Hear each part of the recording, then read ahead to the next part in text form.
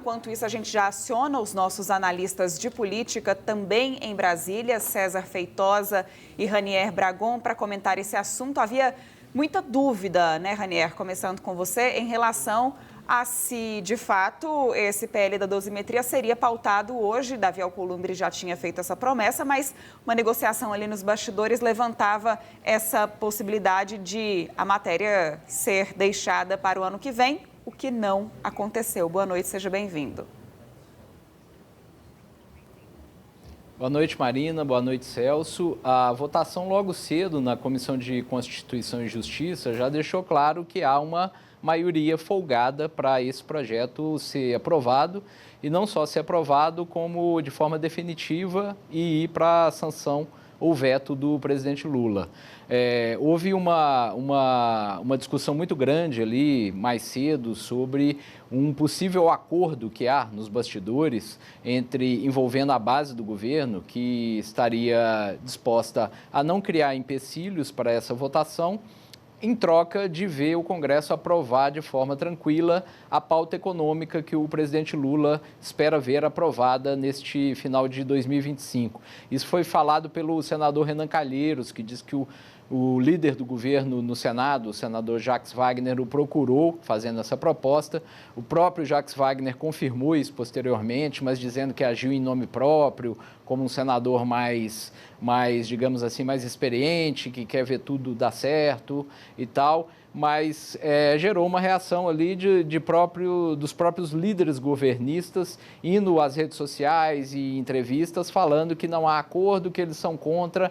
Mas, Marina e Celso, o fato de o projeto estar sendo votado hoje, está sendo votado com essa celeridade, é um indicativo muito forte que há um acordo. O governo, se quisesse adiar isso para 2026, teria adiado por um simples pedido de vista. O pedido de vista regimental, ele tem que ter mais de 2 ou 4 horas, que é o que foi dado pelo presidente da Comissão de Constituição e Justiça, o senador Otto Alencar, que é um senador governista. Ele aceitou dar só essas 4 horas, os governistas não reclamaram.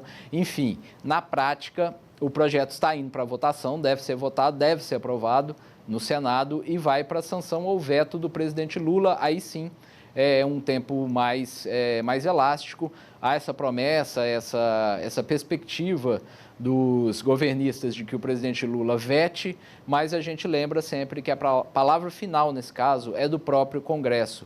Ele, por maioria dos votos dos senadores e dos deputados, ele pode derrubar o veto do presidente Lula. E como a gente viu na CCJ e deve vir agora há pouco no plenário do Senado, há uma maioria folgada para que esse projeto seja aprovado.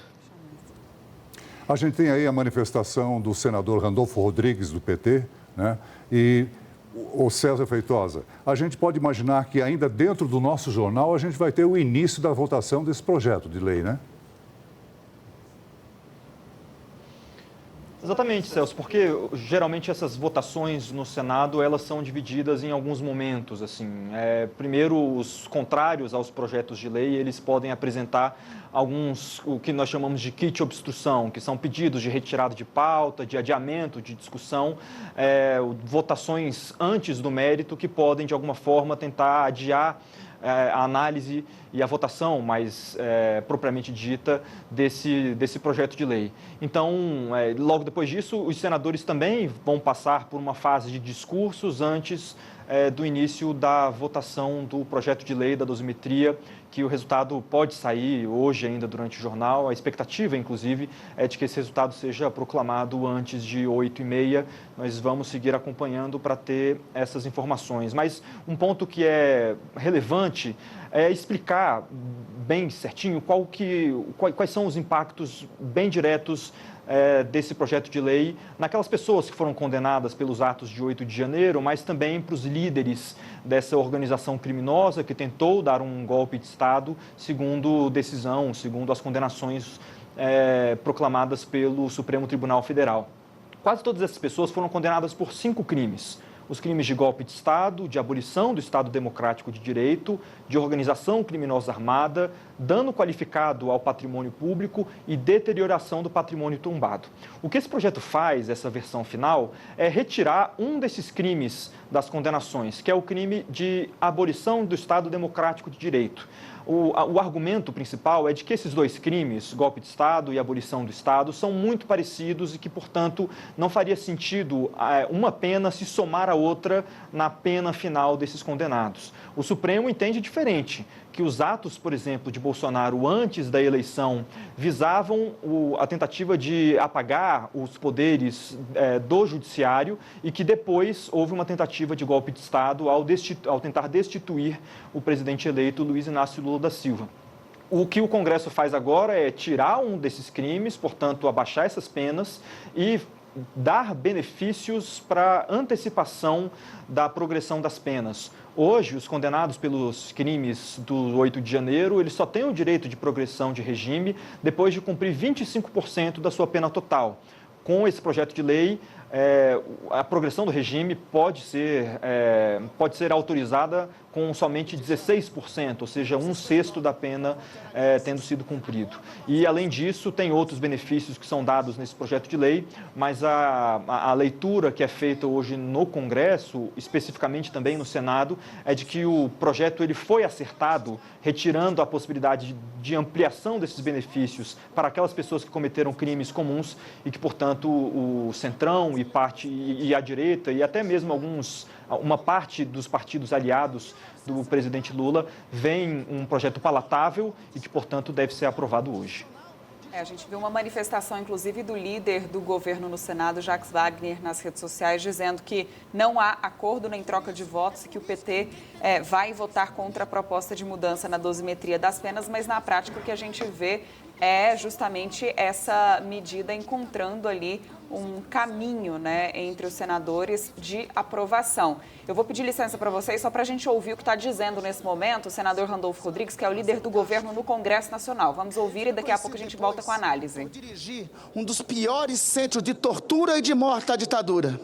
Um nome é conhecido. Deputado Rubens Paiva. Ele é morto num dos centros de tortura, dirigido pelo senhor Burnier. O golpista anistiado de 1961 assassina outros durante o estado de exceção. É por isso, presidente, que essa votação tem também um resultado histórico. Comparam o que está acontecendo aqui com 1979. Senhoras e senhores, nós estamos sob a égide do Estado Democrático de Direito. Temos eleições periódicas a cada 4 anos. O que tem de novidade é que um lado resolveu não reconhecer o resultado das eleições de 2022. Primeiro, levantando uma tese falsa. César Feitosa e Ranier Dragon. Ranier, depois da aprovação dentro do Senado, esse projeto de lei é encaminhado ao presidente. Ele vai sancionar ou vai vetar. O STF ainda pode se manifestar a respeito? Sim, Celso, de duas formas. Caso o presidente Lula vete ou sancione e isso volte para o Congresso, que dá a palavra final, é transformado em lei. Caso o Congresso derrube o veto do presidente, acaba virando lei. Nesse caso, o Supremo pode ser provocado tanto para declarar, para analisar a constitucionalidade do que foi aprovado pelo Congresso, se houve algum atentado à Constituição, alguma medida que contraria a Constituição. E, no segundo momento, ele é provocado pelas próprias defesas dos condenados. Cada condenado vai ter que pedir a revisão criminal com base na nova lei para que o seu cliente seja beneficiado e tenha efetivamente a redução na pena. A gente lembra um detalhe, Celso, que há alguns meses esse projeto vem sendo discutido em Brasília, vem sendo negociado e, segundo os parlamentares, há negociação inclusive com uma ala do Supremo Tribunal Federal, porque eles avaliam, principalmente na Câmara e alguns setores do Senado, que seria importante essa conversa prévia justamente para evitar que o Congresso tivesse o desgaste de aprovar essa medida, de passar pela sanção veto, de eventualmente derrubar um veto presidencial e lá na frente o Supremo Tribunal Federal considerar inconstitucional e aí derrubar todo esse trabalho. Então, parlamentares afirmam que foi feito uma conversa prévia, que ministros do Supremo deram orientações e houve discussões em torno da discussão deste projeto. Então, assim que ele passar por toda essa tramitação no Legislativo e no Executivo, vai chegar ao Supremo e aí a gente vai ver se se de fato houve essa discussão mesmo, como isso vai se dar na prática, Celso.